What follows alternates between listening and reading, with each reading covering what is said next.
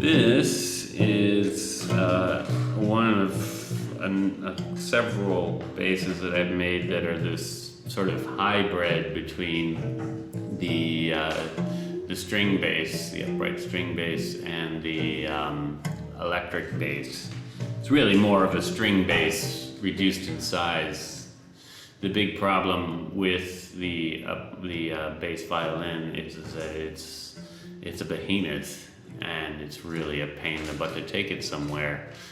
I had one in New York, and just, you know, you couldn't get it inside of a taxi.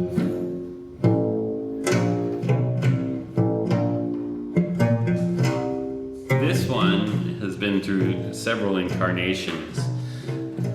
Originally, it's made out of really thin plywood, and originally it didn't have this. It was just a plywood top, and everything was cool for about 6 months until the rainy season came in and it just folded up on me. But it sounded pretty good at first. Then I reinforced it with a piece of aluminum, and afterwards it sounded terrible. And so then a paint can lid solved all the problems. And actually it has a pretty decent tone with a paint can lid.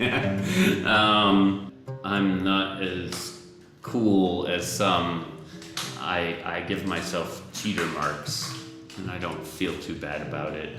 Partially because each length, they're all the ones that I've made are slightly shorter than a traditional upright bass. So, and they're all slightly different size. So if I don't have the cheater marks, I'm gonna have to try to remember each time I start new. And also, because this is a big piece of wood, it's a great opportunity to decorate something, to come up with some cool pattern.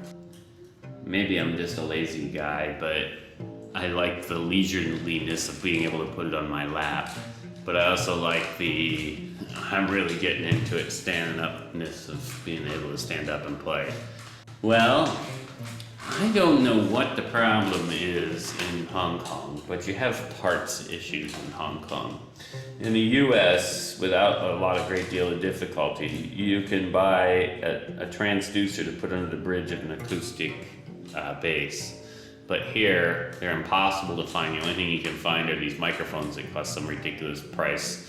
And so my solution for when I do need electrification, and I generally try to make my instruments so they don't need electrification under most circumstances, but because originally I was playing in a band and I was using this, I stuck a microphone into it.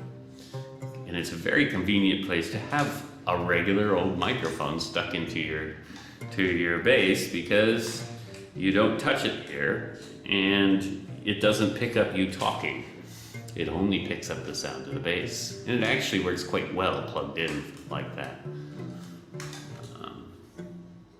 It's hilarious, but it works fine. One of the shapes that I really like, of the guitar shapes I really like, I really love this sort of the jazz guitar shape. And so that's sort of how I got to this shape. It was my 10th deck. And of course part of it is just why not?